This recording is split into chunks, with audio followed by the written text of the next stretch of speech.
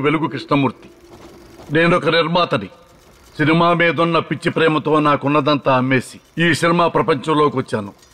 ఎవరేమన్నా నా అభిరుచికి తగ్గట్టు సినిమాలు తీశాను. నిర్మాతగా నేను తీసిన తొలి సినిమా వెలుగు. అదే నా ఇంటి పేరుగా మారింది, నన్ను వెలుగుమూర్తిగా మార్చింది. సినిమా నన్నెప్పుడూ మోసం చేయలేదు, కానీ కొంతమంది స్వార్థపరుల చేతిలో మోసపోయాను. ఒక ఫైనాన్షియర్ చేతిలో మోసపోయి నేడు నాకంటూ ఏమీ లేకుండా మిగిలిపోయాను. ఎంతో ఇష్టంగా కట్టుకున్న ఇల్లు రేపటి నుండి నాది కాదు.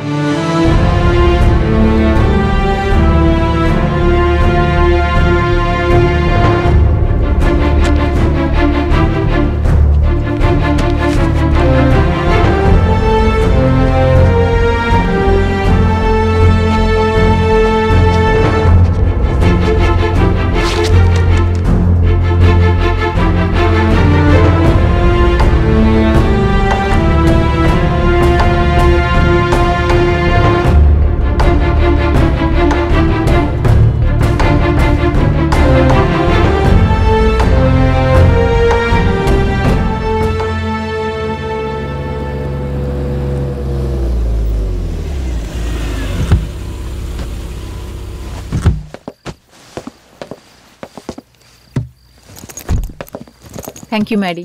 Maya, 1 minute.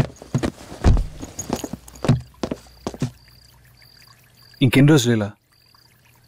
ఏదో ఒక రోజు వాడు తెలియాల్సిందే కదా. రైట్, ఆ రోజు వస్తుంది, అప్పుడు చూద్దాం. అప్పటి వరకు ఇంతేనా? కొన్ని జీతాలు ఇంతే Maddie. No, that's not how it's going to be. Good night, Maddie. Come on, it can't be like that. Hey, Maya. Wait.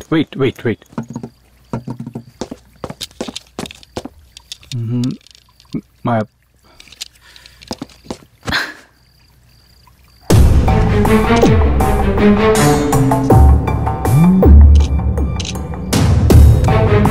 Good night.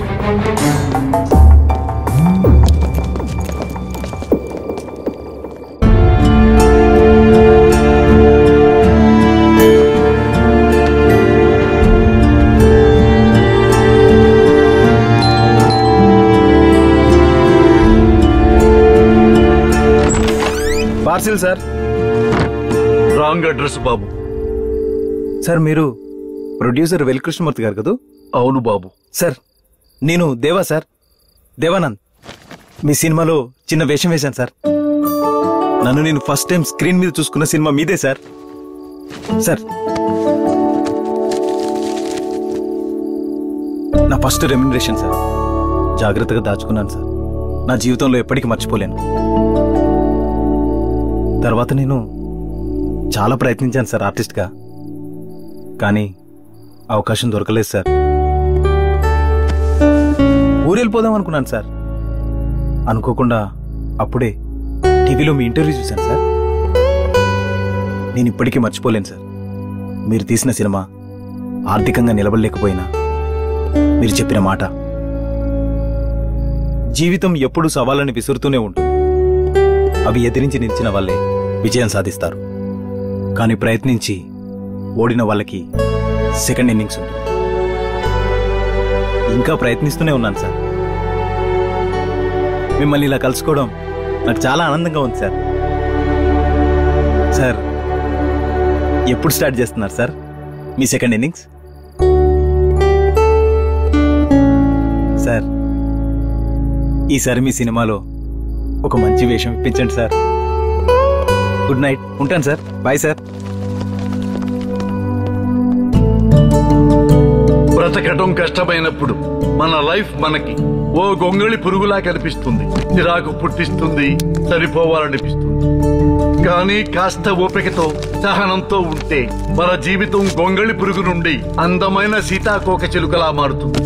మనిషి మారటానికి మార్చటానికి ఏ దేవుడో రానవసరం లేదు.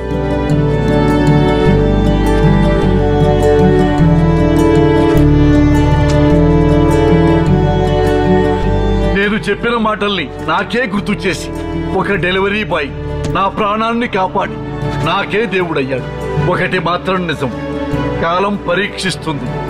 కాస్త ఓపిక పడితే ఆ కాలమే మనకు దారి చూపెడుతుంది, మనల్ని గెలిచేలా చేస్తుంది. నా గమ్యమేంటో నాకు అర్థమైంది.